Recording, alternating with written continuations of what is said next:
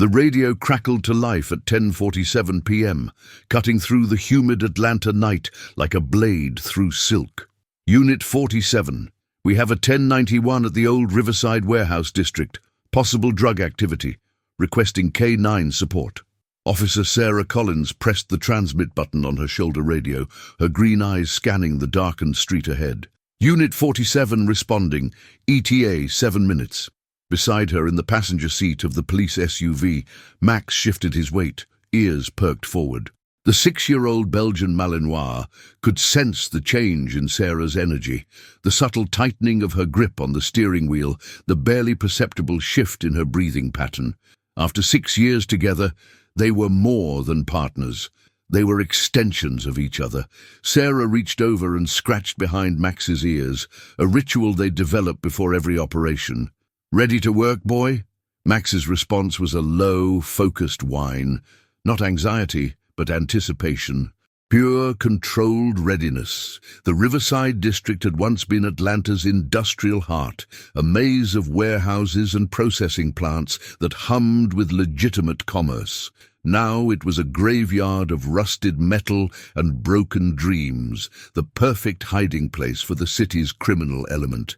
Sarah had worked this area dozens of times, always with Max at her side, always walking the razor's edge between duty and danger. She pulled the SUV into a shadowed alley 3 blocks from the target location, killing the lights and engine. Protocol dictated a cautious approach.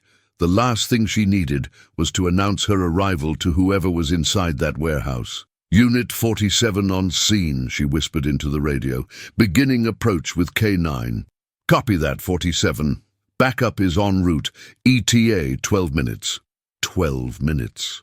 Sarah clipped Max's tactical leash to his harness, black nylon with reflective strips and a mounted camera that would record everything they encountered. She checked her Glock 22, confirmed the magazine was full, and stepped out into the night.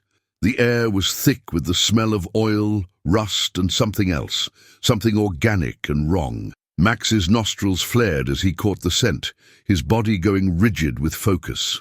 "What is it, boy?" Sarah murmured, following his gaze toward the warehouse. The building loomed before them, a massive structure of corrugated metal and broken windows. No lights visible from the outside, no sounds except the distant hum of traffic on the interstate. Too quiet. Sarah's instincts, honed by years of street work, screamed a warning. She should wait for backup, but the protocol was clear: investigate and assess, make contact if safe, retreat if necessary. Sarah moved forward, Max at her left side, perfectly synchronized. They'd done this dance 1,000 times. Her hand rested on her weapon as they approached a side entrance, a metal door hanging slightly ajar. Max's ears flattened against his skull, his alert signal. Someone was inside. Sarah keyed her radio. "Unit 47, I have possible confirmation of suspects inside the structure, holding position for—" The explosion of sound came without warning.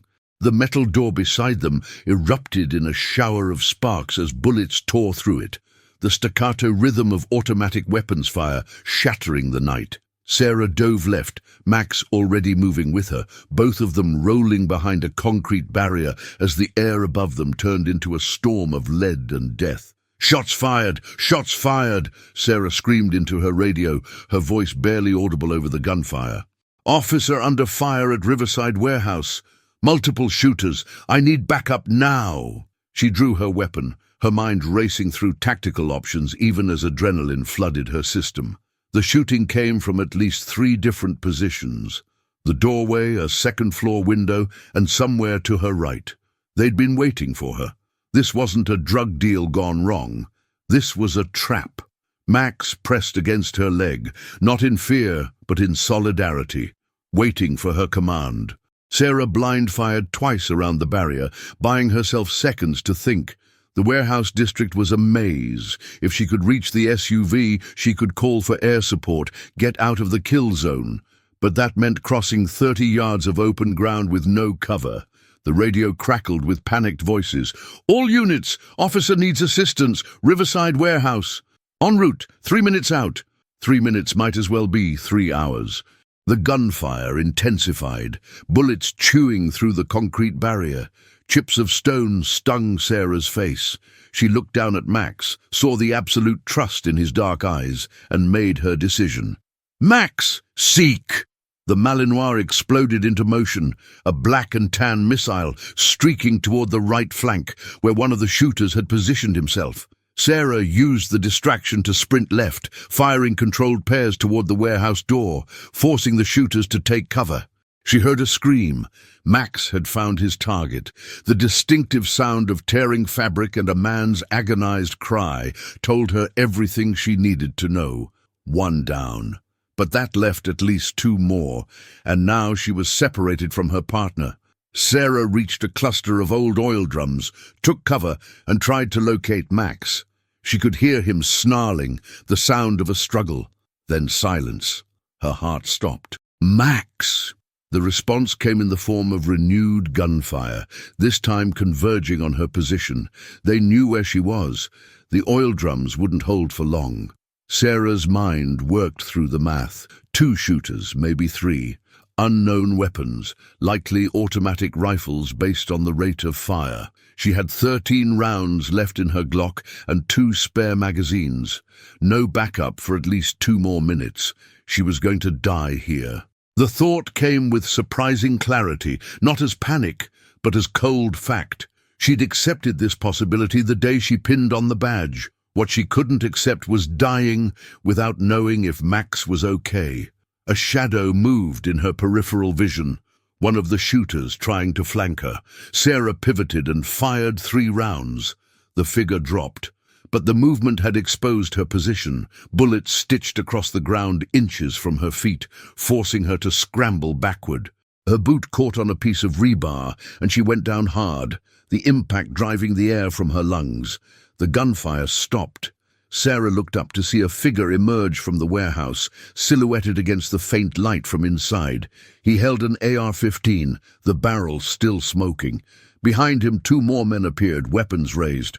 "Officer Collins," the man said, his voice carrying a thick accent she couldn't place, "you have been very difficult to kill, but now you are finished." He raised the rifle, centering it on her chest. Sarah's hand tightened on her Glock, knowing it was futile. At this range, with 3 weapons trained on her, she had no chance. But she'd die fighting. That was the only choice that mattered. The gunshot came from behind the men, impossibly loud in the confined space. The leader's head snapped forward, and he dropped like a puppet with cut strings. The other 2 spun, weapons seeking the new threat, but they were too slow. 2 more shots, precise, professional, and they fell. Sarah blinked, unable to process what she'd just witnessed. A figure emerged from the shadows of the warehouse, moving with the controlled aggression of a trained operator. Male, tall, broad-shouldered. He held a Sig Sauer P226 in a 2-handed grip, sweeping the area for additional threats. "Clear left," he called out. "Officer, are you hit?" Sarah struggled to her feet, weapon still raised, her mind trying to catch up with the sudden reversal of her imminent death. Who are you?" The man lowered his weapon slightly, and in the dim light, she caught her first real look at him. Mid-30s, dark hair cut military short, strong jaw shadowed with stubble. He wore jeans and a dark jacket, but the way he moved, the way he held his weapon, this was no civilian. Detective Marcus Reid, Homicide Division. He pulled a badge from his belt, flashed it quickly. "I was tracking these guys for a triple murder last week, followed them here." His eyes scanned her, professional and assessing. "You okay?" "My partner, my K9, the Malinois, he's fine. Took a chunk out of one of the shooters before I got here. Last I saw, he was circling back toward your position."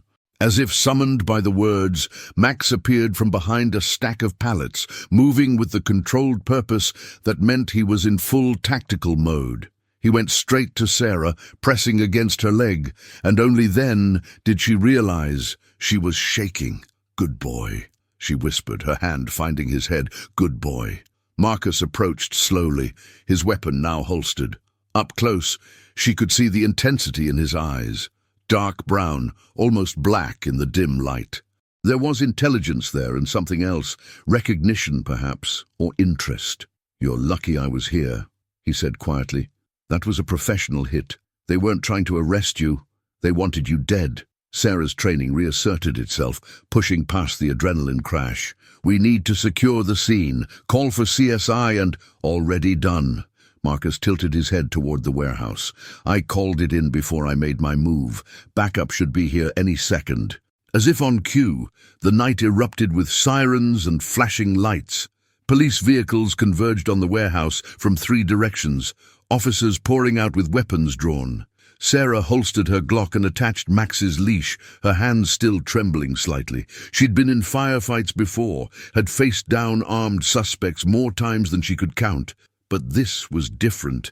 This had been an execution waiting to happen. "Why?" she asked, turning to Marcus. "Why would they set up an ambush for a K9 unit?" Marcus's expression darkened. "That's the question, isn't it?" He studied her for a long moment, and Sarah felt something shift in the air between them. A connection, unexpected and unsettling. "Someone wanted you dead, Officer Collins, and until we figure out who and why, you're not safe." The next 2 hours passed in a blur of evidence collection, witness statements, and internal review protocols. Sarah recounted the incident 3 times to 3 different supervisors. Max was checked by the department vet and cleared for duty. The 3 dead shooters were identified as members of the Vega Syndicate, a drug organization that had been expanding its territory in Atlanta for the past 18 months. But no one could explain why they'd targeted Sarah specifically. She was in the mobile command unit, finishing her 4th cup of terrible coffee, when Marcus appeared in the doorway. "Who got a minute?" he asked. Sarah glanced at her watch. 2:17 a.m. She should go home, get some sleep. But she knew sleep wouldn't come. Not tonight. "Sure." Marcus stepped inside and closed the door, creating an intimacy that made Sarah hyper-aware of the confined space. He smelled like gunpowder and something else, cologne maybe, or just him. "I did some digging," he said, pulling out a tablet. "The Vega Syndicate has been careful to avoid direct confrontation with law enforcement. They pay off who they can, intimidate who they can't, but they don't usually go after cops. Too much heat. So why me? That's what I want to know." Marcus pulled up a photo on the tablet. A crime scene, brutal and bloody. "This is what I've been working on. 3 members of a rival gang executed. Professional job, clean shots, no witnesses. Until tonight, I had no leads." He swiped to another image. One of the dead shooters from the warehouse. "This guy? He's connected to that triple homicide. I think he was one of the shooters, and I think whoever ordered that hit found out you were getting close to something." Sarah shook her head. "I haven't been working any gang cases. Just routine K9 operations, drug detection, searches, backup." "Think harder." Marcus leaned forward, his intensity palpable. "Any cases in the last month that involved the Vega Syndicate, even tangentially?" Sarah closed her eyes, running through her recent assignments. Traffic stops, warehouse searches, school demonstrations, airport security. Her eyes snapped open. 3 weeks ago, Max alerted on a shipping container at the port. We found 50 kilos of cocaine hidden in a furniture shipment. The paperwork traced back to a shell company, but we couldn't make a direct connection to any organization. Marcus's expression sharpened. "Who was the importer?" "Some logistics firm. I don't remember the name. It's in my report. I need to see that report." Marcus stood, his energy suddenly urgent. "That cocaine shipment? If it belonged to the Vega Syndicate and you cost them 50 kilos, that's a $5 million loss. That's motive for a hit." The pieces were falling into place, but Sarah's mind snagged on something else.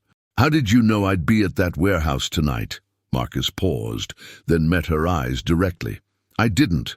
I was following a lead on the triple homicide, tracked 3 suspects to that location. When I got there and saw them setting up an ambush, I called it in. But dispatch was routing a K9 unit to the same location." He paused. "When I heard your voice on the scanner, I knew I had to move. I couldn't let them—" He stopped, seeming to realize he'd said too much. Sarah studied him, This stranger who'd saved her life. There was something in his expression, something raw and unguarded, that made her pulse quicken in a way that had nothing to do with the firefight. "You couldn't let them what?" she asked quietly. Marcus held her gaze for a long moment.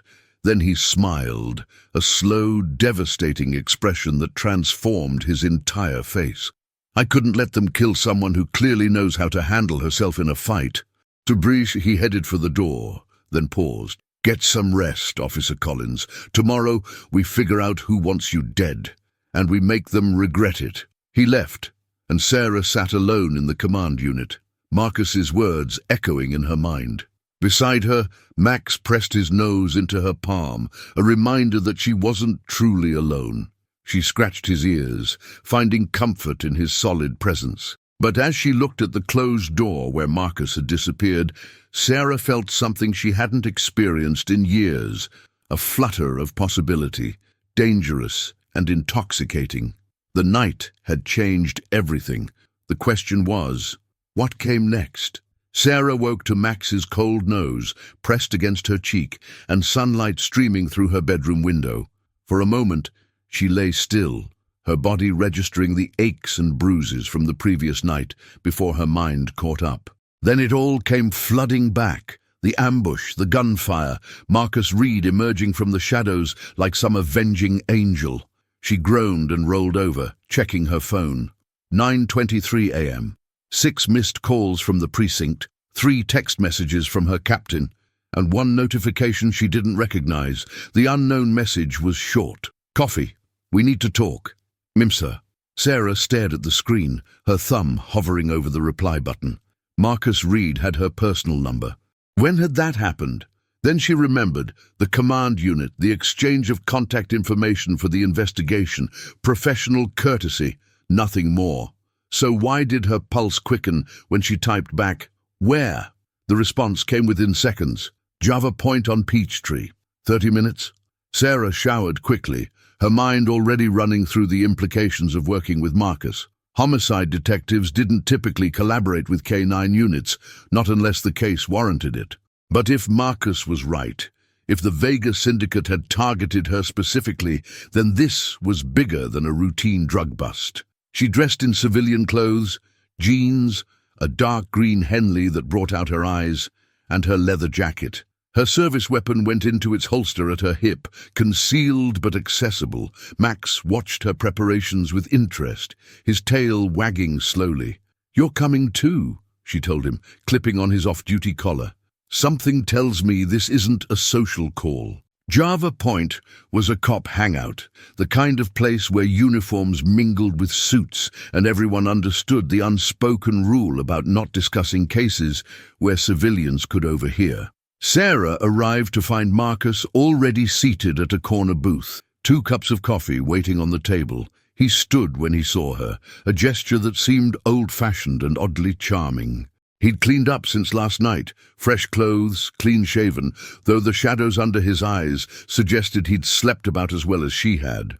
"Officer Collins," he greeted, then smiled slightly. "Or can I call you Sarah?" "Sarah's fine." She slid into the booth, Max settling at her feet. "What did you find?" Marcus pushed one of the coffee cups toward her. "Black, 2 sugars." "I took a guess." "Good guess." Sarah took a sip, surprised that he'd gotten it exactly right. "The report?" "Straight to business, I like that." Marcus pulled out his tablet, but his eyes stayed on her face. "I pulled your report on the port seizure. The shell company that owned the shipment. It's connected to at least 4 other front organizations, all of which funnel money back to the Vega Syndicate. That 50 kilos you found was just the tip of the iceberg." He swiped through several documents, showing a complex web of financial transactions and corporate structures.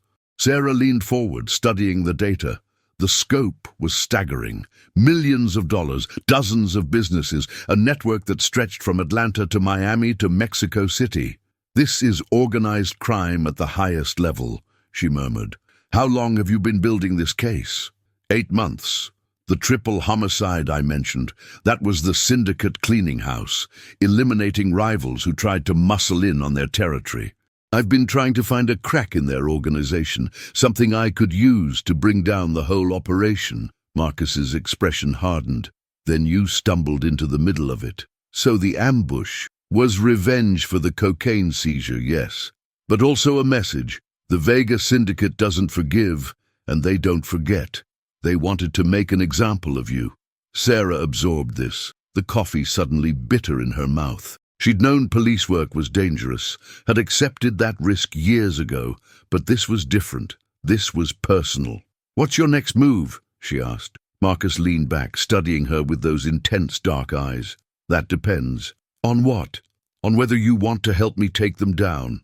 Sarah blinked, surprised. "I'm K9, not homicide. I don't have jurisdiction over your investigation." "No, but you have something I need."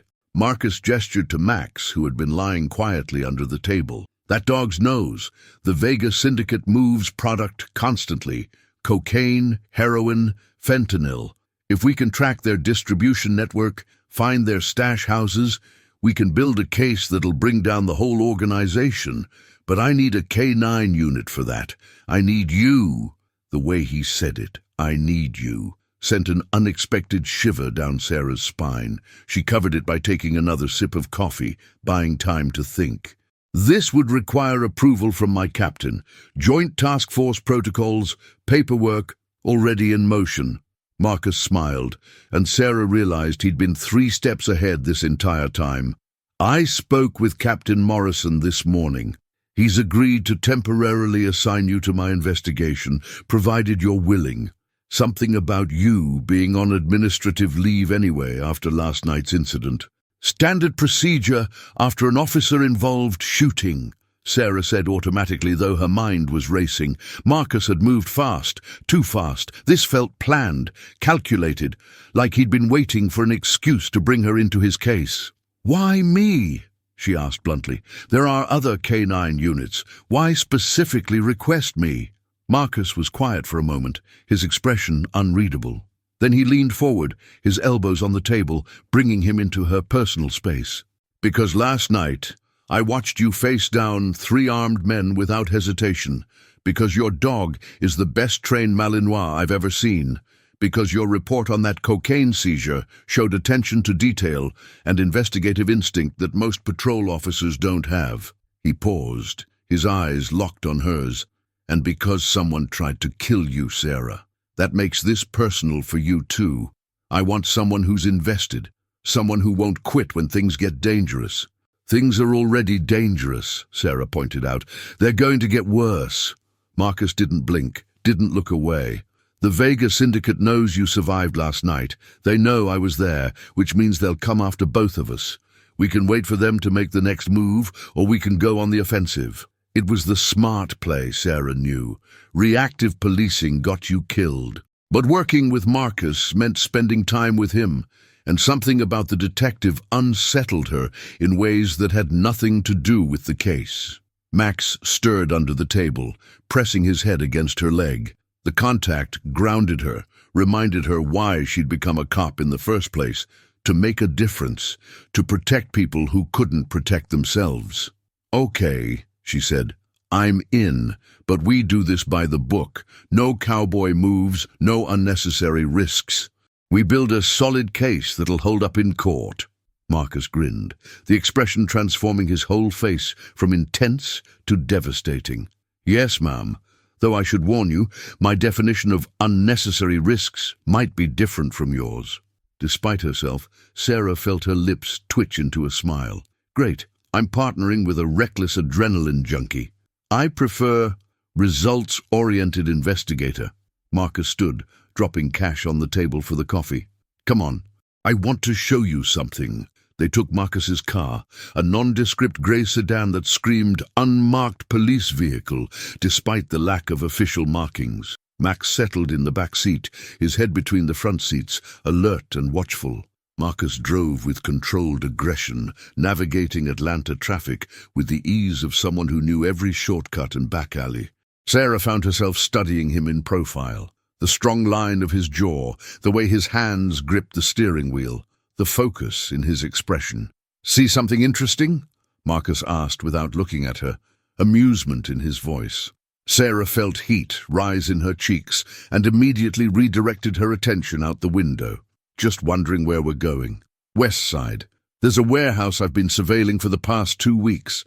I think it's one of the Vega Syndicate's distribution hubs, but I need confirmation before I can get a warrant. That's where Max comes in. They pulled into an industrial area not unlike the one from last night. Sarah felt her shoulders tense, muscle memory from the ambush making her hyper-aware of potential threats. Marcus noticed, reaching over to briefly touch her hand. "Hey, I've got your back, okay?" Just like last night. The contact was brief, professional, but Sarah felt the warmth of it long after he'd pulled away. She nodded, not trusting her voice, and climbed out when Marcus parked 2 blocks from their target. The warehouse was massive, surrounded by a chain-link fence and surveillance cameras. Marcus led her to a vantage point behind an abandoned delivery truck, pulling out binoculars. "Activity comes and goes at odd hours," he explained, handing her the binoculars. "Vehicles arrive, stay for 15 to 20 minutes, then leave. No legitimate business operates like that."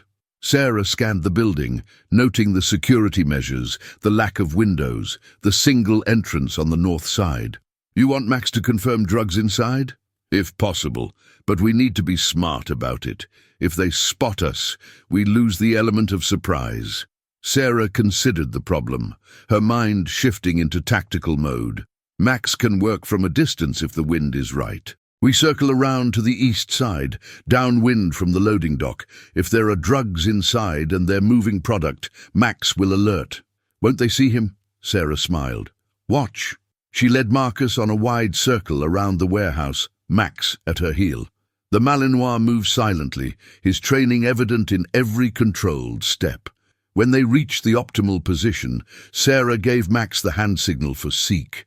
The dog's entire demeanor changed. His nose went to the ground, then lifted to test the air. He moved forward slowly, methodically working the scent cone. Sarah watched him with the focus of a mother watching her child. Every twitch of his ear, every shift of his weight meant something. Max froze, his body going rigid, his nose pointed directly at the warehouse loading dock. Then he sat, the clear alert signal that indicated the presence of narcotics. "Bingo," Sarah whispered. Marcus was staring at Max with something like awe. "That's incredible. How can he smell it from here?" A dog's sense of smell is 10,000 times more sensitive than a human's. If there are drugs in that building, Max knows it. Sarah rewarded Max with a treat and praise, then led him back to their concealed position. "That's your probable cause. Combined with your surveillance, it should be enough for a warrant." "You're good at this," Marcus said, his voice quiet. "The tactical thinking, the way you work with Max. Have you ever thought about detective work?" Sarah shrugged, uncomfortable with the praise. "I like what I do. Canine work is where I belong." "Maybe." Marcus was watching her again with that intense focus that made her skin prickle. "Or maybe you just haven't found the right partner yet." The double meaning wasn't lost on Sarah. She opened her mouth to respond, but her words were cut off by the sudden appearance of a black SUV pulling up to the warehouse entrance. Marcus immediately raised his camera, snapping photos as 3 men emerged from the vehicle. Even from a distance, Sarah could see they were armed, their movements professional and controlled. "That's Diego Vega," Marcus murmured, zooming in on one of the men. "The Syndicate's second in command. If he's here personally, something big is happening." They watched as Diego and his men entered the warehouse. Minutes passed. Then a second vehicle arrived, a white panel van with no markings. "That's a transport vehicle," Sarah said. "They're moving product." Marcus's expression hardened. "We need to get closer, see what they're loading. That's too dangerous. If they spot us, then we'll deal with it." Marcus was already moving, his body low, using vehicles and debris for cover. Sarah cursed under her breath and followed, Max silent at her side. They reached a position near the loading dock just as the warehouse doors opened. Men emerged, carrying plastic-wrapped bundles, dozens of them, each the size of a brick. Cocaine, Sarah knew immediately, enough to flood Atlanta's streets for months. Marcus was filming everything, his camera capturing faces, license plates, the entire operation. Sarah's hand drifted to her weapon, every instinct screaming that they were too exposed, too vulnerable. Then Diego Vega's head snapped up, his eyes scanning the area. He said something sharp in Spanish, and his men immediately dropped the bundles and drew their weapons. "Run!" Marcus grabbed Sarah's arm, hauling her backward as the first shots rang out.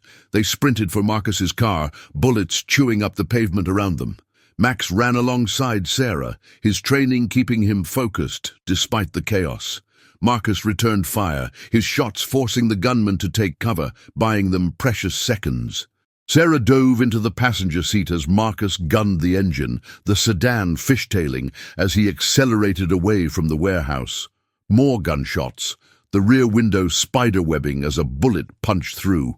"So much for doing this by the book," Sarah shouted, checking to make sure Max was unharmed in the back seat. "I got evidence!" Marcus yelled back, taking a corner at dangerous speed. "That's what matters. Evidence doesn't matter if we're dead." Marcus flashed her a wild grin, adrenaline and excitement making him look almost boyish. "But we're not dead. We're alive, we're together, and we just got everything we need to bring down the biggest drug operation in Atlanta." Sarah wanted to argue, wanted to point out all the ways his reckless plan had nearly gotten them killed. But she was also breathing hard, her pulse racing, and beneath the fear was something else: exhilaration, the rush of survival, the satisfaction of a successful operation, and the undeniable electricity of working with someone who matched her intensity. "You're insane," she said finally. Marcus's grin widened. "Maybe, but admit it, you felt alive back there. This is what we're meant to do, Sarah. You and me. We're gonna take these bastards down." He reached over and squeezed her hand, the gesture quick and warm. Then his attention was back on the road, navigating them away from danger with the same controlled aggression he'd shown all day. Sarah looked down at her hand where he'd touched it, then back at Max, who was watching her with knowing eyes. "We're in trouble, boy," she murmured. Max's tail wagged once, as if he agreed. But Sarah couldn't deny it anymore. Working with Marcus Reid was dangerous in ways that had nothing to do with the Vega Syndicate. Because somewhere between the coffee shop and the firefight, something had shifted between them. Something that made her heart race and her defenses crumble. And the most dangerous part? She wasn't sure she wanted to fight it anymore. Marcus glanced at her, his expression softening. "You okay?" Sarah met his eyes, saw the concern there, the attraction he wasn't even trying to hide. "Yeah," she said quietly. "I'm okay."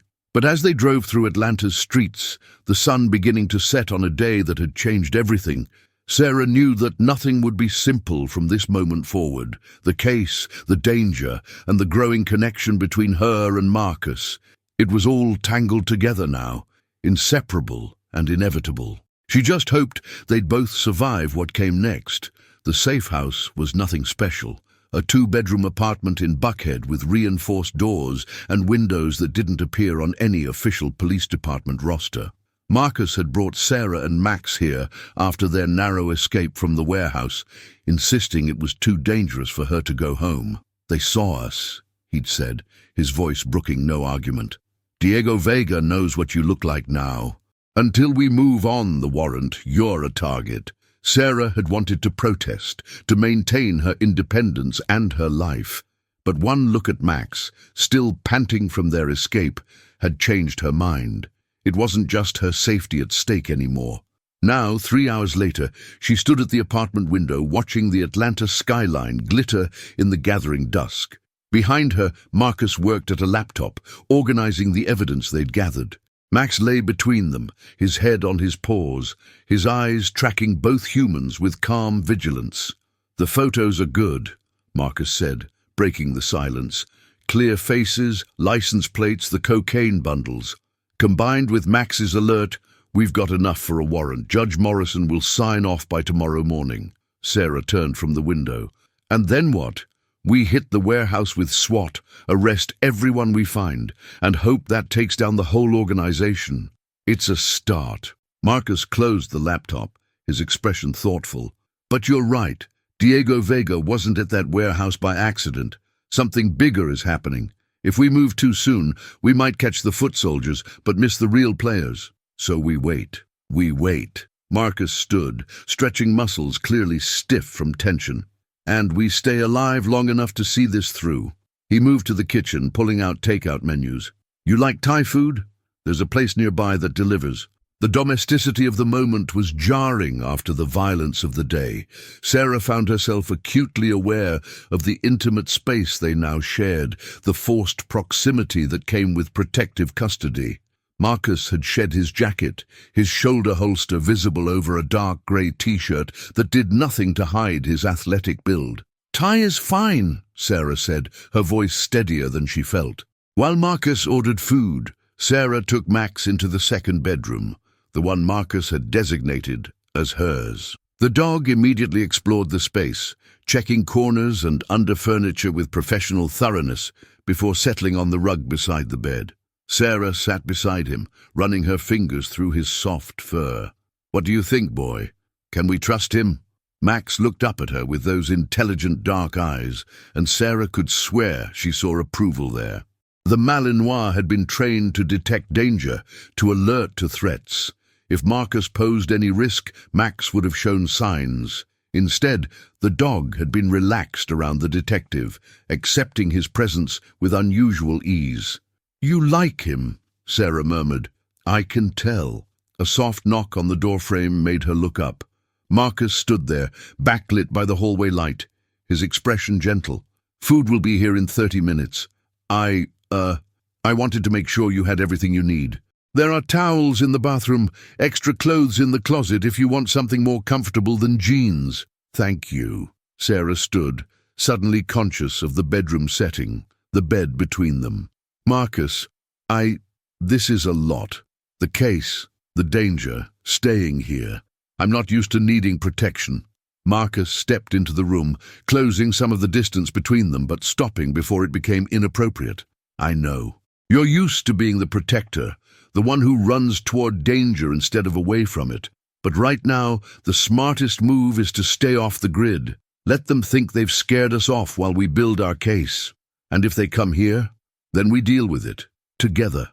Marcus's voice dropped lower, more intimate.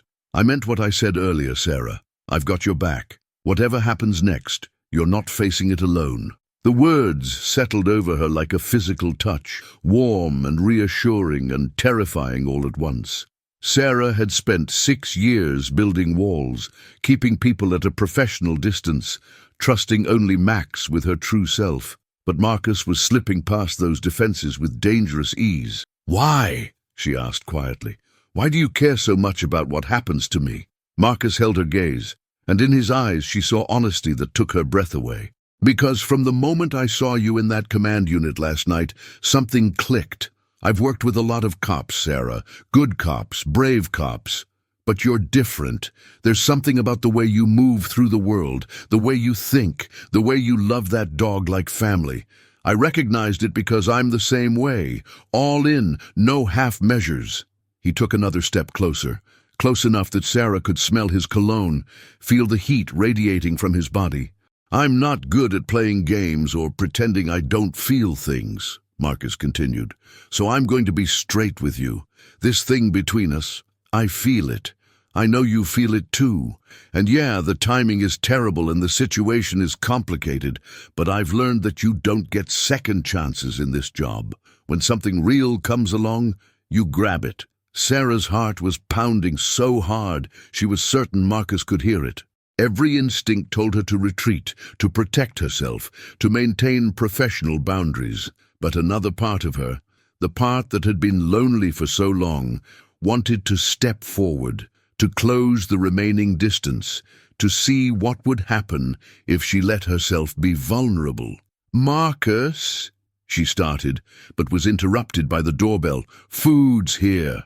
Marcus stepped back, the moment broken, but the electricity still crackling between them. "We should eat. Tomorrow's going to be a long day."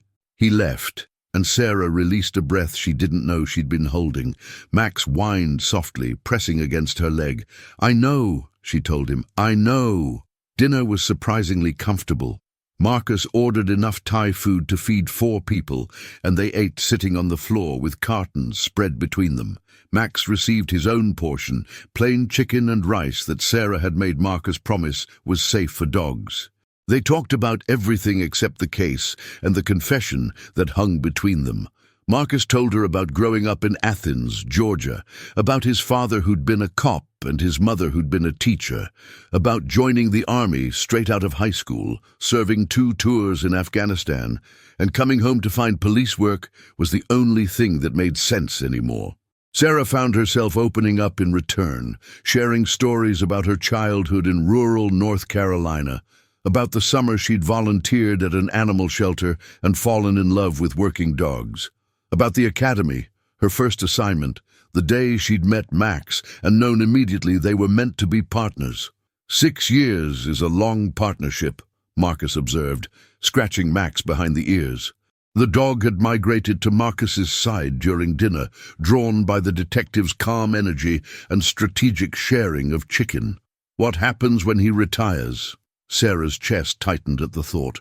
He's got another 3 years, maybe 4 if he stays healthy. After that, she swallowed hard. I'll adopt him officially, take care of him for the rest of his life. He's earned that much and more. Marcus smiled, the expression soft and genuine.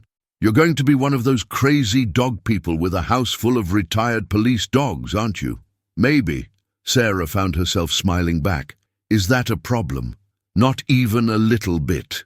Marcus's eyes held hers, and the air between them seemed to thicken. I think it's perfect. They cleaned up dinner in comfortable silence, moving around each other in the small kitchen with surprising coordination. Sarah washed while Marcus dried, and when their hands brushed, reaching for the same dish, neither pulled away immediately. We should get some rest, Marcus said eventually, though his voice suggested rest was the last thing on his mind. I'll take the couch. You and Max have the bedroom. Marcus, this is your safe house. I can't kick you out of your own bed. You're not kicking me out. I'm offering. He caught her hand, his thumb brushing across her knuckle. Besides, the couch is comfortable. I've slept on worse during stakeouts. Sarah knew she should argue, should maintain some professional boundary. Instead, she found herself squeezing his hand, holding on for just a moment longer than necessary. Thank you, she said softly, for everything, for saving my life, for bringing me into the case, for this. She gestured at the apartment, at the evening they'd shared. Sarah. Marcus turned to face her fully, his free hand coming up to cup her cheek. You don't need to thank me for doing what I want to do. I want you safe. I want you close. And I want... His phone rang, shattering the moment. Marcus cursed under his breath and checked the screen. It's Captain Morrison. I have to take this. He stepped away, his voice shifting to professional as he answered. Sarah exhaled slowly, pressing a hand to her chest where her heart was still racing. Max appeared at her side, and she knelt to hug him, needing the grounding presence of her partner. What am I doing, boy? She whispered. This is crazy. We barely know him. But even as she said it, Sarah knew it wasn't quite true. She'd seen Marcus in action, had watched him face danger without hesitation, had witnessed his intelligence and dedication, and more than that, she'd felt the connection between them, that rare click of 2 people who understood each other on a fundamental level. Marcus returned, his expression grim. That was about Diego Vega. Intelligence picked up chatter. The Vega Syndicate is planning something big. Tomorrow night, multiple locations across Atlanta. The captain wants to move up our warrant execution. How big are we talking? Big enough that Diego is personally overseeing it. They're bringing in product from 3 different suppliers, consolidating it at various locations before final distribution.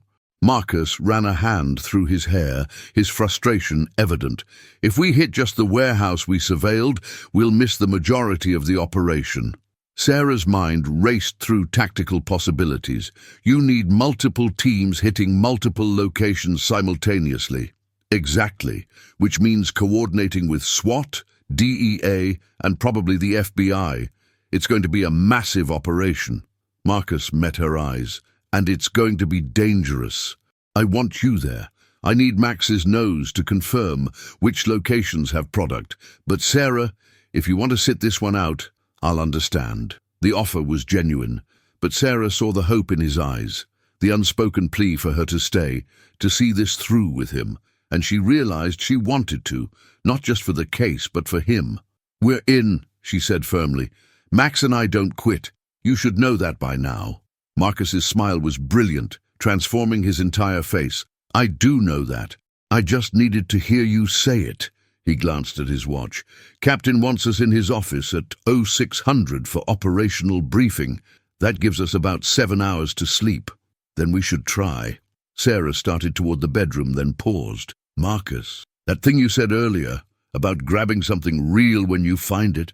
"Yeah?" Sarah turned back, meeting his eyes across the small living room. "I feel it too. The connection between us. I don't know what it means or where it's going, but I wanted you to know you're not alone in this." The look Marcus gave her was intense enough to steal her breath. He crossed the distance between them in 3 strides, stopping just inches away.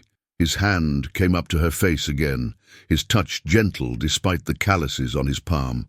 "Tomorrow, we take down the Vega Syndicate," he said quietly. "But after that, Sarah Collins, I'm taking you to dinner. A real dinner. No case talk, no danger. Just you and me, figuring out what this thing between us becomes." "Is that a promise or a threat?" Sarah asked, her voice coming out breathier than she intended. "It's a guarantee." Marcus leaned down, and for one heart-stopping moment Sarah thought he was going to kiss her. Instead, he pressed his lips to her forehead, the gesture tender and somehow more intimate than a kiss would have been. "Get some rest. Tomorrow, we end this." He pulled away, leaving Sarah standing in the hallway with her heart pounding and her skin still tingling from his touch. Max whined softly, and she looked down to find him watching her with what could only be described as canine approval. "Don't start," she muttered, leading him into the bedroom and closing the door. But as she lay in bed, staring at the ceiling, Sarah couldn't stop thinking about Marcus's words, his touch, the promise of what might come after they survived tomorrow. She'd spent so long protecting her heart, convinced that letting someone in was a weakness. Now, on the eve of the most dangerous operation of her career, Sarah was beginning to think maybe Marcus was right. Maybe love wasn't a weakness. Maybe it was the thing that made you stronger, braver, more willing to fight for the future you wanted. Beside the bed, Max sighed contentedly, already asleep. Sarah reached down to rest her hand on his side, feeling the steady rise and fall of his breathing. "Tomorrow," she whispered into the darkness. "We survive tomorrow, and then we figure out the rest." In the living room, Marcus lay on the couch, sleep equally elusive. His phone glowed in the darkness as he reviewed intelligence reports, tactical maps, personnel rosters for tomorrow's operation.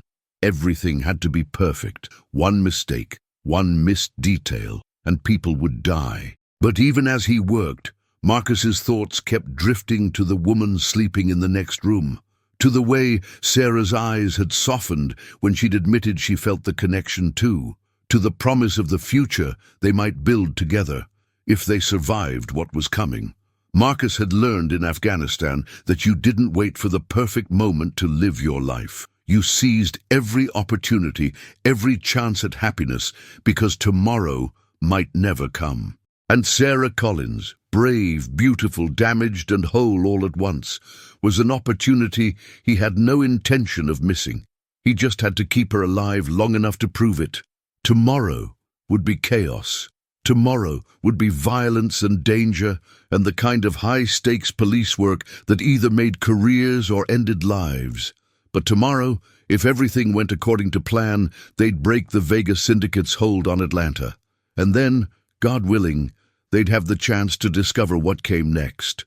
Marcus set down his phone and closed his eyes, letting the thought of Sarah's smile carry him into restless sleep. In the bedroom, Sarah finally drifted off, her hand still resting on Max's side, her dreams filled with dark eyes and dangerous promises. Neither of them knew that tomorrow would test them in ways they couldn't imagine, that before the sun set again, they'd face betrayal, violence, and choices that would change everything. but they'd face it together. And that, Marcus thought in his last conscious moment before sleep claimed him, made all the difference. The briefing room at Atlanta PD headquarters buzzed with controlled energy at 6 a.m. sharp. 30 officers, SWAT, narcotics, K9 units and detectives filled the space, all of them focused on Captain Morrison as he outlined the operation that would either make or break their careers. Sarah sat near the back with Max at her feet, hyper-aware of Marcus standing at the front beside the captain. He'd transformed from the man who'd made her dinner last night into something harder, sharper, a tactical weapon aimed at the Vega Syndicate's heart. "We have 5 confirmed locations," Morrison said, pointing to a map of Atlanta projected on the wall. "Warehouses in 3 districts, a shipping facility near the port, and a private residence in Buckhead that intelligence suggests is Diego Vega's personal command center. Each location will be hit simultaneously at 2000 hours tonight." Marcus stepped forward, his voice carrying authority. "Timing is critical. The Vega Syndicate is moving a massive shipment tonight. We're talking tens of millions of dollars in product. If we hit too early, we tip our hand. Too late, and the drugs disappear into the city. We get one shot at this." A SWAT commander raised his hand. "What's the K9's role?" Marcus looked directly at Sarah. "Officer Collins and Max will rotate through locations after initial breach, confirming presence of narcotics and searching for hidden compartments. Max has the best nose in the department. If there are drugs, he'll find them." Sarah felt the weight of 30 pairs of eyes on her. She stood, projecting confidence she didn't entirely feel. "Max and I are ready. We've trained for this." What she didn't say was that she'd barely slept, her mind replaying Marcus's touch, his words, the promise of dinner after they survived today. What she didn't say was that fear had kept her awake, not fear of the operation, but fear of losing something she'd only just found. The briefing continued for another hour, covering entry points, communication protocols, backup plans. Sarah absorbed every detail, committing the tactical map to memory, but her attention kept drifting to Marcus, to the way he commanded the room, the absolute certainty in his voice. This was his case, his moment, and Sarah was determined not to let him down. After the briefing, Marcus caught her in the hallway. "Walk with me." They found a quiet corner, Max sitting patiently as Marcus pulled out his phone, showing Sarah something he hadn't shared with the group. "This came in an hour ago," he said quietly. "Encrypted communication from one of my CIs, a confidential informant inside the syndicate. Diego Vega knows we're coming." Sarah's blood ran cold. "How?" "That's the question." Marcus's jaw tightened. "Either the CI is lying to cover himself, or we have a leak. Someone in that briefing room just heard our entire operational plan, and if they're dirty, Diego knows everything. You think someone in the department is working for the Vega Syndicate? I don't want to think it, but the evidence points that way. The ambush 2 nights ago, they knew exactly where you'd be, exactly when. Today's operation, if Diego knows the timing and locations, he can move the product before we arrive or set up another ambush." Marcus moved closer, his voice dropping. "Sarah, I need you to trust me. Whatever happens tonight, no matter what you see or hear, trust that I'm trying to protect you." The intensity in his eyes sent a chill down her spine. "What aren't you telling me?" "I can't. Not yet. But I promise. After tonight, you'll understand everything." He glanced around, making sure they were still alone, then cupped her face with both hands. "I need you to promise me something. If things go sideways, if the operation falls apart, you get Max, and you get out. Don't try to be a hero. Don't wait for me. Just survive. Marcus, promise me, Sarah." She wanted to argue, wanted to demand answers, but the desperation in his voice, the fear she saw beneath his controlled exterior, made her nod. "I promise. But you better survive too, because you owe me dinner." Marcus's smile was brief but genuine. "Best motivation I've ever had." He pulled her into a quick, fierce hug, his lips brushing her temple. "See you on the other side, Officer Collins." Then he was gone, disappearing into the controlled chaos of pre-operation preparation, leaving Sarah standing alone with a knot of dread in her stomach. The hours until 2000 crawled by. Sarah ran Max through training exercises, checked her equipment 3 times, and tried to ignore the growing certainty that something was wrong. Marcus's warning echoed in her mind. Trust me, no matter what you see or hear. At 19:30, the teams assembled. Sarah was assigned to Team 3, designated for the shipping facility near the port. Marcus was leading Team 1 to Diego Vega's residence, the highest priority target. "Stay sharp out there," he told her as they prepared to move out. His hand found hers for just a moment, hidden from view by their tactical vests. "And remember your promise." Then they were moving. Separate vehicles headed to separate destinations. The point of no return crossed. The shipping facility was a sprawling complex of containers and warehouses. Team 3 breached at exactly 20, flashbangs and shouting, SWAT officers flowing through entrances with practiced precision. Sarah held back with Max as trained, waiting for the all-clear. When it came, she moved in, Max already alerting before they'd crossed the threshold. The warehouse was packed with shipping containers, and Max went straight for one in the center, sitting in his alert position. "We've got confirmation," Sarah radioed. "Container 47B, positive alert for narcotics." SWAT pried open the container, revealing exactly what Marcus had predicted. Hundreds of kilos of cocaine, heroin and fentanyl. Enough to supply Atlanta for months. The seizure was massive, career-making, but something felt wrong. The facility had been too easy to breach. The guards had surrendered without real resistance. And there were too few people here for an operation Diego Vega was supposedly overseeing personally. Sarah's radio crackled. "Team 1 to all units.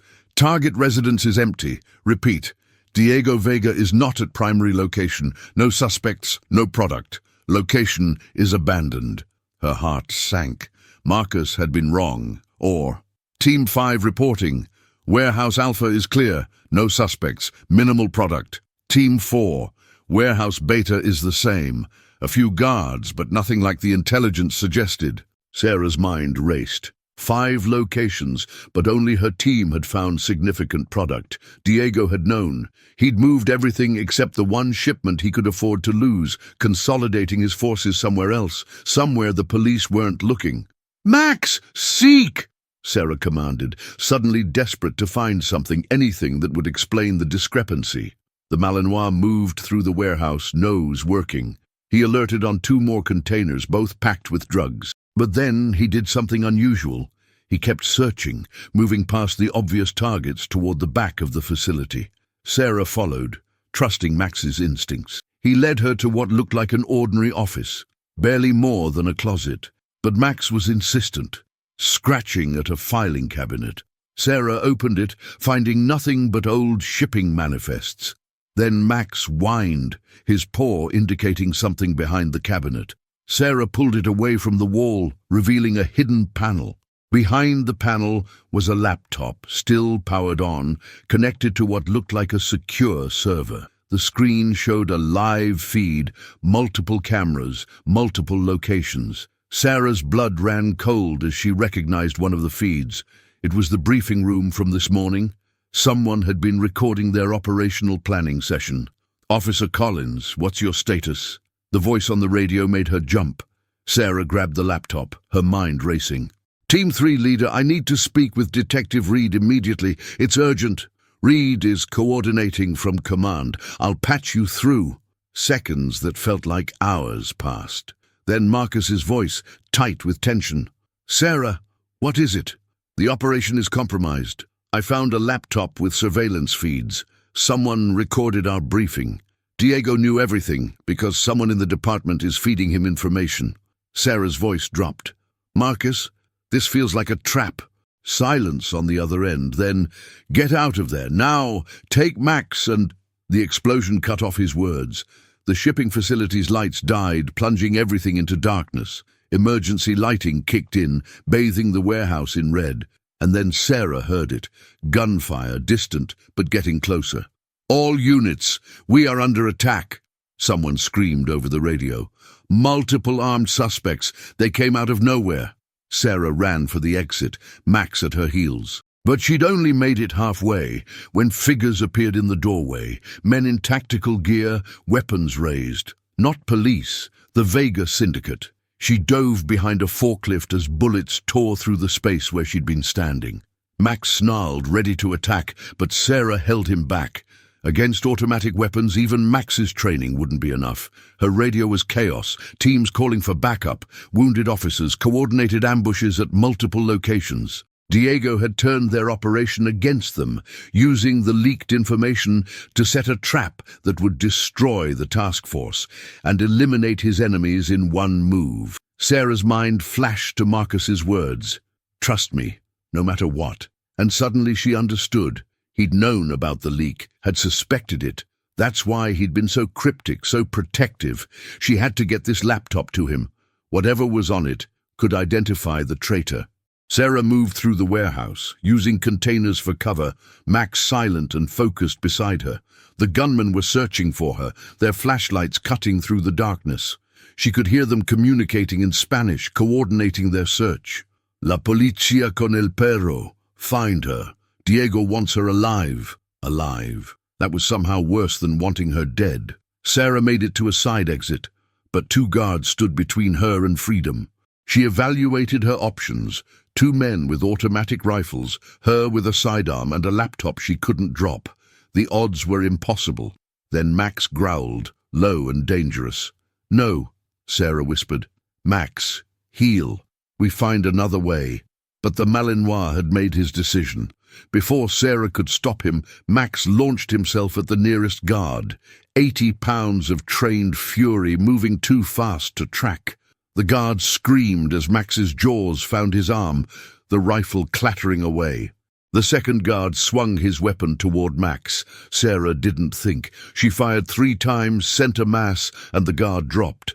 She turned to the first guard, saw him trying to reach for a sidearm despite Max's assault. Another shot, and he went still. "Max, out!" The dog released immediately, returning to Sarah's side. She checked him frantically for injuries, found none, and nearly collapsed with relief. "Good boy! Such a good boy!" They ran into the night, Sarah's radio still broadcasting chaos. She needed to reach Marcus, needed to get him this evidence. But first, she needed to survive. The shipping yard was massive, full of containers and equipment. Sarah used every shadow, every piece of cover, moving toward the perimeter fence. Behind her, she could hear the Syndicate's men searching, calling to each other. Her phone vibrated, a text from an unknown number. "North fence, blue container, come alone." Sarah's instincts screamed trap. But what choice did she have? She found the blue container, Max tense beside her. The door was ajar. Sarah raised her weapon and stepped inside. Marcus was waiting. Relief flooded through her until she saw his expression, until she saw the second figure in the container, stepping from the shadows with a weapon trained on Marcus's back. Lieutenant Hayes, the task force coordinator. The man who'd had access to every piece of intelligence, every operational plan. "Officer Collins," Hayes said pleasantly, "thank you for bringing me that laptop. Diego will be very interested to see what you found." Sarah's weapon was already aimed at Hayes, but he just smiled. "Pull that trigger and Marcus dies. Lower your weapon, kick it away, and maybe we all walk out of here alive." "Sarah, don't!" Marcus started, but Hayes pressed the gun harder against his spine. "I wouldn't test me, Detective. I've come too far to let your hero complex ruin everything." Hayes looked at Sarah. "The weapon, now."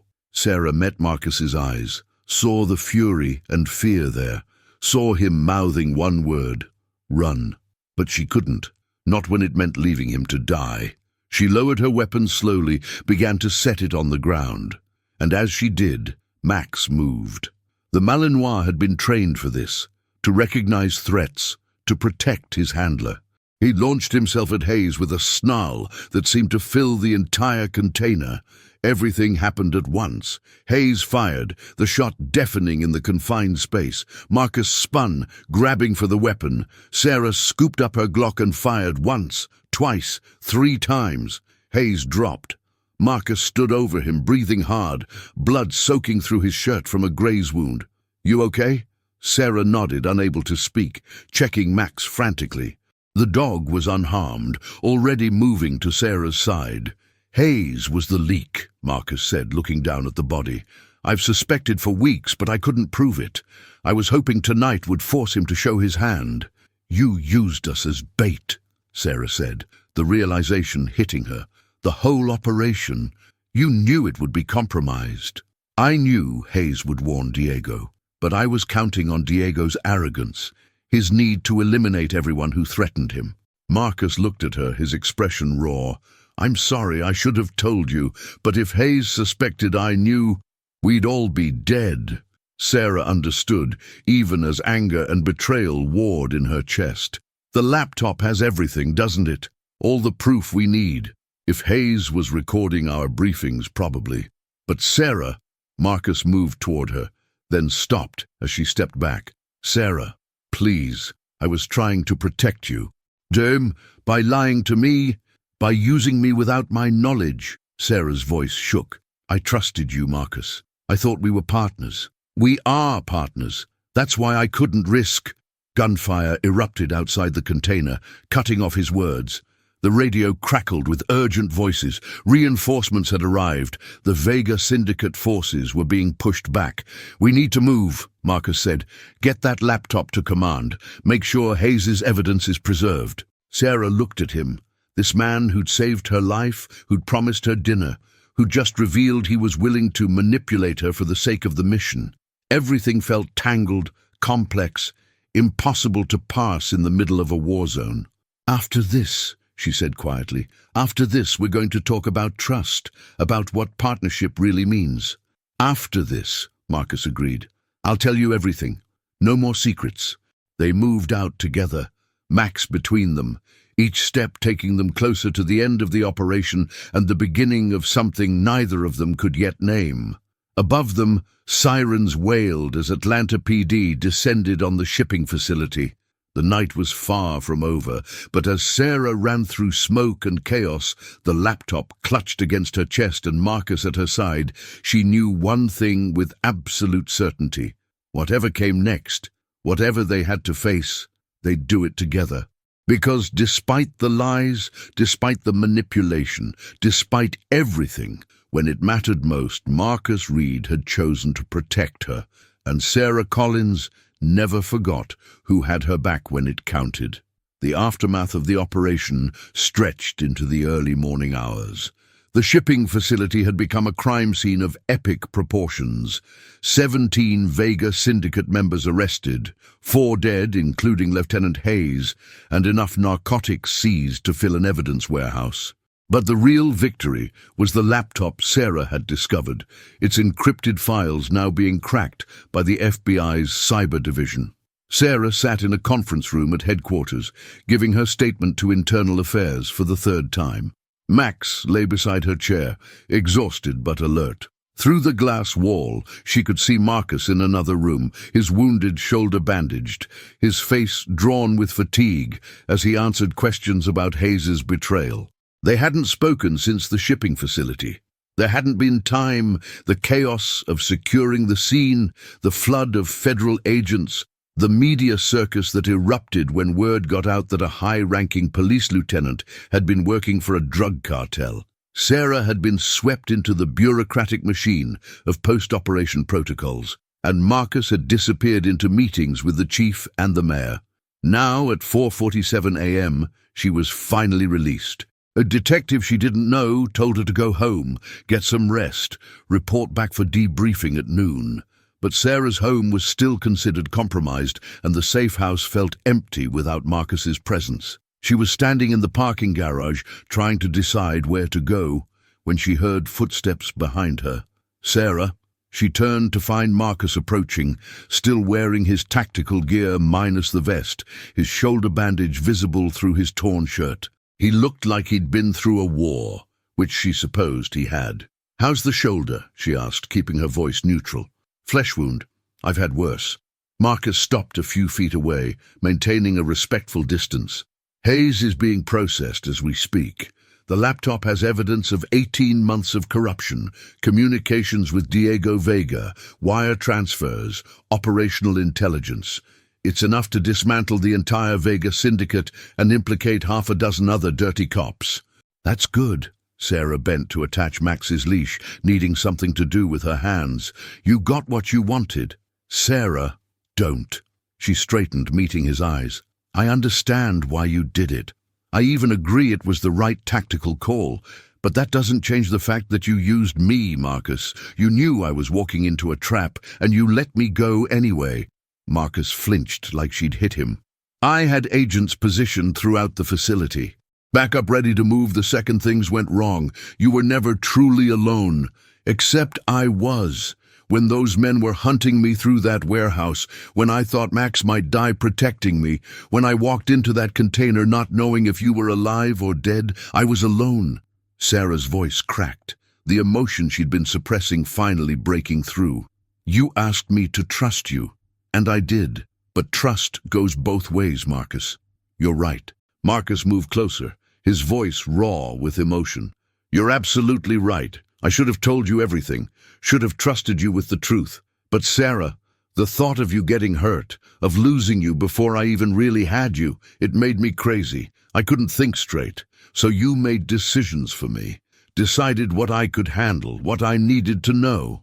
Sarah shook her head. That's not partnership. That's not love.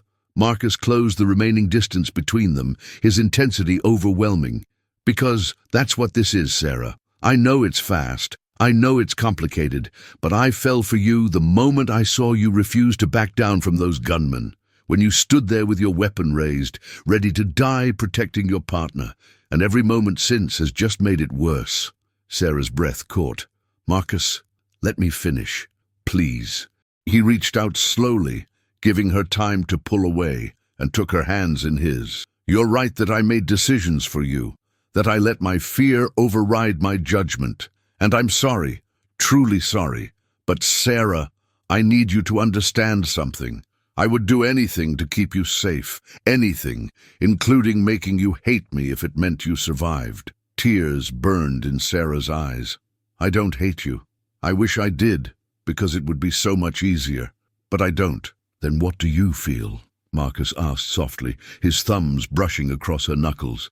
Because I need to know if I destroyed whatever was building between us. If I ruined my chance before I even really got one.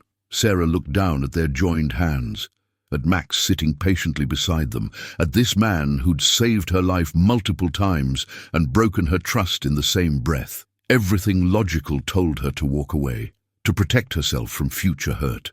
But her heart, her stupid, stubborn heart, had other ideas. I feel angry, she said finally, and hurt, and scared, because this thing between us is moving so fast I can barely process it. But I also feel... She looked up, meeting his eyes. I feel like maybe you're worth the risk, like maybe what we could have is worth fighting for. Marcus's expression transformed, hope and relief washing over his features. Sarah Collins, you are the bravest person I've ever met. And not because you faced down armed men or walked into danger without hesitation, but because you're willing to be vulnerable, to trust again even after I gave you every reason not to. He released one of her hands to cup her face, his touch gentle despite his calloused palm.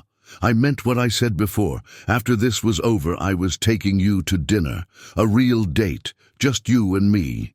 And I'm going to spend every moment of that dinner and every moment after proving to you that I'm worthy of the trust you're giving me. That's a lot of pressure for one dinner, Sarah said, but she couldn't help the small smile that tugged at her lips. Then it's good I'm planning on a lot of dinners, a lifetime of them, if you'll let me. Marcus leaned closer, his voice dropping to barely a whisper. You're mine now, Sarah.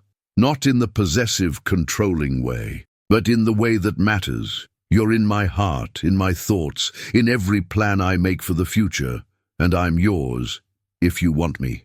The words, you're mine now, should have felt threatening, overwhelming. Instead, they felt like coming home, like finding something she hadn't even known she'd been searching for. I want you, Sarah whispered back. God help me, Marcus Reid, but I want you. "Aye," Marcus smiled, that devastating expression that made her heart skip beats, and closed the final distance between them. His lips met hers softly at first, tentative, asking permission. Sarah answered by threading her fingers through his hair and pulling him closer, deepening the kiss into something fierce and desperate and absolutely right. Time seemed to suspend. The parking garage, the fluorescent lights, the exhaustion and pain, all of it faded away until there was only Marcus, solid and warm and real against her. His arms wrapped around her waist, pulling her flush against him, careful of his injured shoulder but still holding her like she was something precious and necessary. When they finally broke apart, both breathing hard, Marcus rested his forehead against hers. "So, about that dinner. Tomorrow night? Or technically tonight, since it's already morning?" Sarah laughed, the sound surprising her with its genuine joy. "I have debriefing at noon. I'll probably be there for hours." "I'll wait. I'm good at waiting when the payoff is worth it." Marcus pressed a quick kiss to her forehead, then her nose, then her lips again. "Besides, I need time to find the perfect restaurant, somewhere worthy of celebrating both our victory over the Vega Syndicate and the beginning of us." "The beginning of us," Sarah repeated, testing the words. They felt good, felt right. I liked the sound of that. Max chose that moment to whine, pressing his nose against their joined hands. They looked down at the Malinois, who was watching them with what could only be described as canine satisfaction. "I think someone approves," Marcus said, crouching down to scratch Max behind the ears. "What do you say, partner? Am I good enough for your human?" Max's tail wagged, and he licked Marcus's face enthusiastically. Marcus laughed, the sound unguarded and happy, and Sarah felt her heart expand with an emotion so powerful it almost hurt. This was it. This was what she'd been missing. Not just romance or partnership, but someone who understood her completely. Someone who respected Max as an equal member of their relationship, who didn't ask her to choose between her career and her personal life, who saw her strength and loved her for it, rather than despite it. "Come on," Marcus said, standing and taking her hand again. "Let me drive you somewhere safe. The safe house, if you're comfortable with that, or a hotel, or—" "The safe house is fine," Sarah interrupted, "on one condition. Anything. No more secrets. From this point forward, we're honest with each other. Completely honest, even when it's hard." Marcus nodded solemnly. "I promise. No more secrets." He paused, then added with a slight smile, "Though I reserve the right to surprise you with romantic gestures, those don't count as secrets." "Romantic gestures are acceptable," Sarah agreed, allowing him to lead her toward his car. Max trotted alongside them, the three of them moving in sync, like they'd been doing this for years instead of days. The drive to the safe house was quiet, comfortable. Sarah's head leaned against the window, exhaustion finally catching up with her. But she didn't sleep. Instead, she watched Marcus drive, studying his profile in the glow of the dashboard lights, memorizing the curve of his jaw, the concentration in his expression, the gentle way he rested one hand on Max's head when the dog pushed forward between the seats. "What are you thinking?" Marcus asked, glancing at her briefly before returning his attention to the road. "That 3 days ago, I thought I had my life figured out. My career, my partnership with Max, my carefully constructed walls." Sarah smiled softly. "And then you came crashing into my world and changed everything." "Regrets?" Marcus's voice was carefully neutral, but Sarah heard the vulnerability underneath. "Not even one," she said honestly. "It's terrifying and overwhelming and moving way too fast, but I wouldn't change it. Wouldn't change you." Marcus's hand found hers across the console, squeezed gently. "For the record, you crashed into my world too. I've been doing this job for 8 years, and I've never once bent protocol or made decisions based on emotion. But you made me reckless, made me care more about keeping you alive than following proper procedure. You terrify me, Sarah Collins." "Good," Sarah said, squeezing back.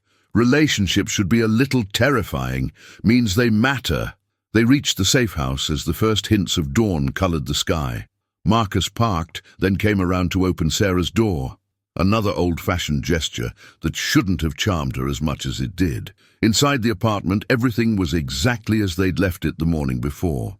The couch where Marcus had slept, the bedroom where Sarah had lain awake thinking about him, the kitchen where they'd shared Thai food and conversation. It felt like a lifetime ago, instead of barely 24 hours. "You should rest," Marcus said, though he made no move to release her hand. "We both should. The debriefing's going to be brutal." "I know," but Sarah didn't move toward the bedroom. Instead, she turned to face Marcus fully, her decision made. "Stay with me. Not on the couch, actually with me. I don't want to be alone tonight." Something flickered in Marcus's eyes. Desire, definitely, but also tenderness and understanding. "Sarah, we don't have to. I mean, I want to, but I don't want you to feel pressured or—" She stopped his rambling by kissing him, soft and sweet and full of promise. "I know what I'm asking. And yes, I'm exhausted and emotionally drained and probably not thinking clearly. But I also know that I want to fall asleep next to you. I want to wake up and see you there. I want—" She paused, gathering courage. "I want to see what the beginning of us looks like in the morning light." Marcus cupped her face in both hands, his expression so open and vulnerable it made her chest ache. "Then that's what you'll get. I'm all in, Sarah. Whatever you need, whatever you want. I'm here." They moved to the bedroom together, Max following and immediately claiming his spot on the rug beside the bed. Sarah changed in the bathroom, emerging in an oversized t-shirt she'd borrowed from Marcus's emergency clothes stash. He'd stripped down to boxer briefs, his bandaged shoulder a stark reminder of how close they'd both come to not having this moment. Sarah traced the edge of the bandage gently. "Does it hurt?" "Not anymore." Marcus caught her hand, brought it to his lips. "Everything else kind of fades away when you're near me." They climbed into bed, Marcus on his back, Sarah curling against his uninjured side with her head on his chest. His arm wrapped around her, holding her close, and Sarah felt something inside her relax, some tension she'd been carrying for years, finally releasing. "Marcus," she murmured into the darkness. "Yeah? Thank you. For saving my life. For bringing me into your case. For—" She paused, searching for the right words. "For seeing me. Really seeing me. Not just the cop or the K9 handler, but all of me." Marcus's arm tightened around her. "Thank you for letting me in, for giving me a chance despite my spectacular screw-ups, for being brave enough to feel this." He pressed a kiss to the top of her head. "Sleep now. I've got you." Sarah closed her eyes, listening to the steady beat of Marcus's heart beneath her ear. On the floor beside them, Max sighed contentedly, already asleep. And for the first time in longer than she could remember, Sarah felt completely safe. Not because she was with a cop who could protect her, not because there was a trained attack dog nearby, but because she'd finally let someone past her walls, had allowed herself to be vulnerable, and the world hadn't ended. Instead, it had opened up into something beautiful and terrifying and absolutely worth the risk. She drifted off to sleep with Marcus's heartbeat as her lullaby and the certain knowledge that when she woke, he'd still be there. And he was. Sarah woke to sunlight streaming through the bedroom window, and Marcus watching her with an expression so tender it stole her breath. His hair was mussed from sleep, his jaw shadowed with stubble, and he'd never looked more handsome. "Morning," he said softly. "Been awake long?" "Few minutes. I was watching you sleep." "Is that creepy?" Sarah laughed, the sound rusty but genuine. "Only if I don't get to return the favor tomorrow." "Deal." Marcus brushed a strand of hair from her face. "I ordered breakfast. Should be here in 20 minutes. I figured after debriefing we'd both need fuel for our date tonight." "Our date?" Sarah tested the words again, found them even better in the morning light. "Where are you taking me?" "That's the surprise I'm allowed to keep, remember?" Marcus's smile was playful. "But I promise it'll be worth it. Somewhere we can actually have a conversation without people shooting at us." "The bar is set pretty low," Sarah teased, then sobered slightly. "What happens after tonight? After the case is closed and the media circus dies down? Where do we go from here?" Marcus was quiet for a moment, his hand tracing patterns on her shoulder. "I think we figure it out as we go. I'm not naive enough to think this will be easy. We're both cops, both intense people, both carrying baggage from our pasts. But Sarah, I meant what I said last night. You're mine now, and I'm yours. That means we face whatever comes next together. Together, Sarah repeated, letting the words settle over her like a promise. I like that. They lay there for a few more minutes, wrapped in each other and the morning light, until Max's whining reminded them that the dog needed to be let out and fed. They moved through the morning routine with surprising coordination, like they'd been doing this for years. Over breakfast, bagels and coffee that Marcus had somehow remembered she preferred, with cream cheese and lox, they talked about practical things. The debriefing, the media strategy, the ongoing investigation into other potentially corrupt officers Hayes might have been working with, but underneath the practical conversation was something else. Stolen glances, gentle touches, the constant awareness of each other that made even mundane tasks feel significant. At 11:30, they dressed for the debriefing. Sarah in her uniform, Marcus in a suit that made him look dangerous and professional and absolutely devastating. When she emerged from the bedroom, he stopped mid-tie to stare. "You look," he seemed at a loss for words. "Sarah Collins, you're going to be the death of me." She crossed to him, finishing his tie with practiced ease. "Good thing I know CPR." Marcus caught her wrist, pulled her close for a kiss that quickly deepened into something heated and desperate. When they finally broke apart, both breathless, he rested his forehead against hers. "Tonight," he said, his voice rough. "After we survive the bureaucracy and the questions and all the official business, tonight I take you to dinner and we start figuring out our future." "Promise?" Sarah asked. "Promise," Marcus confirmed. "You're mine now, remember. I don't break my promises to you." Those words, "you're mine now," had transformed from something that should have felt possessive into something beautiful, a declaration not of ownership but of commitment, of choosing each other despite the odds, despite the danger, despite every logical reason to walk away. Sarah kissed him once more, soft and sweet and full of promise. "Then let's go face the firing squad. The sooner we get through this, the sooner we get to us." The debriefing was exactly as brutal as expected. Hours of questions, statements, reviewing evidence, coordinating with federal prosecutors. Sarah gave her account of finding the laptop, of the confrontation with Hayes, of the shootout that had nearly ended all their lives. Marcus corroborated her story, adding details about his investigation into Hayes, about the months of careful surveillance that had finally paid off. By the time they were released, it was after 6 p.m. Sarah was exhausted, running on coffee and determination. But when she emerged from the conference room to find Marcus waiting for her, all the fatigue faded away. "Ready?" he asked, offering his hand. "Ready," Sarah confirmed, taking it without hesitation.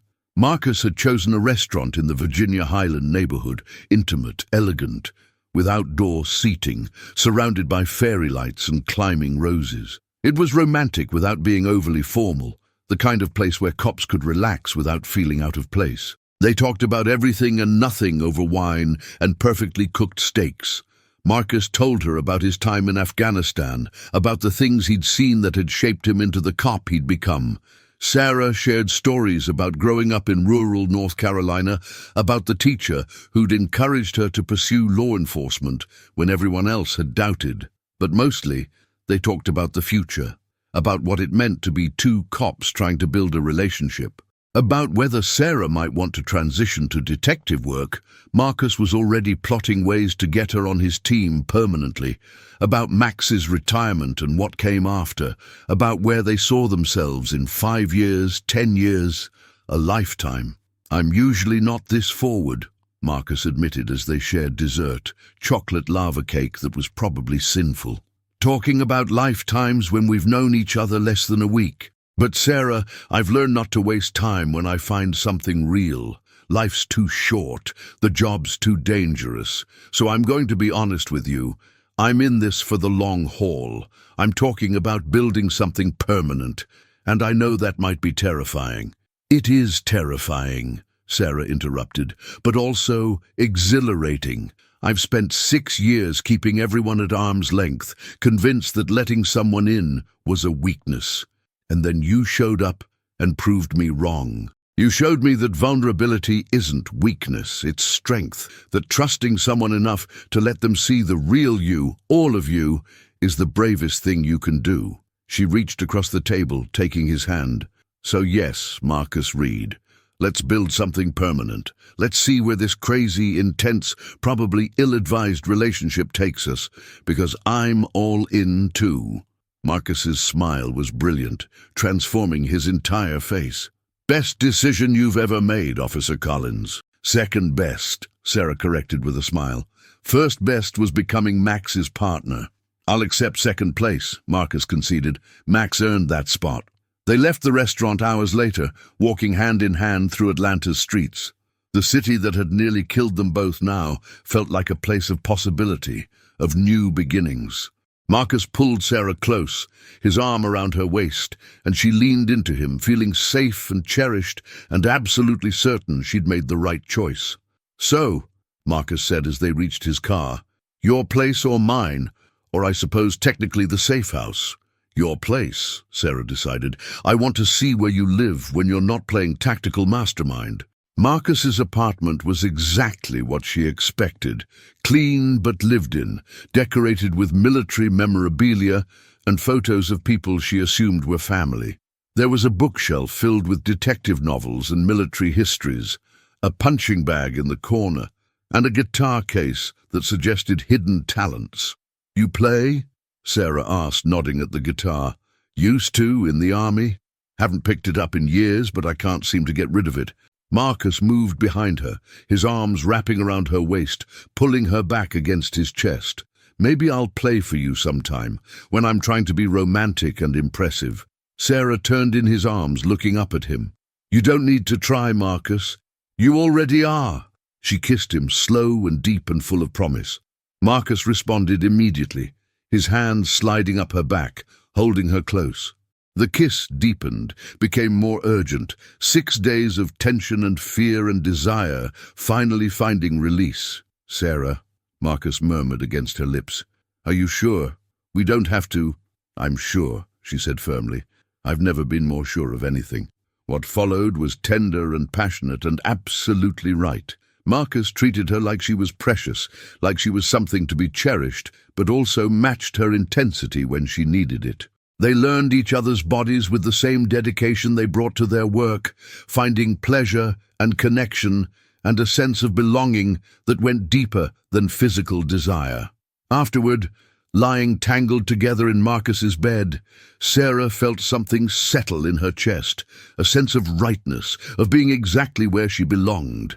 You're mine now, Marcus whispered, echoing the words from earlier, and I'm yours. Yes, Sarah agreed softly. Yes, we are. In the morning, they'd return to work. There would be more investigations, more danger, more challenges to face. The Vega Syndicate might be broken, but Atlanta's criminal underworld would always provide new threats, new cases, new reasons to put their lives on the line. But they'd face it together, Sarah and Marcus, partners in every sense of the word, building something permanent from the chaos, finding love in the middle of danger, proving that sometimes the best things in life come from the most unexpected places. And Max, sleeping peacefully at the foot of the bed, approved completely. Outside, Atlanta's lights glittered in the darkness. The city that had brought them together, that had tested them and nearly broken them, now felt like home. Because home wasn't a place, it was the people you chose to stand beside, the ones who had your back when everything went wrong, the ones who saw you completely and loved you anyway.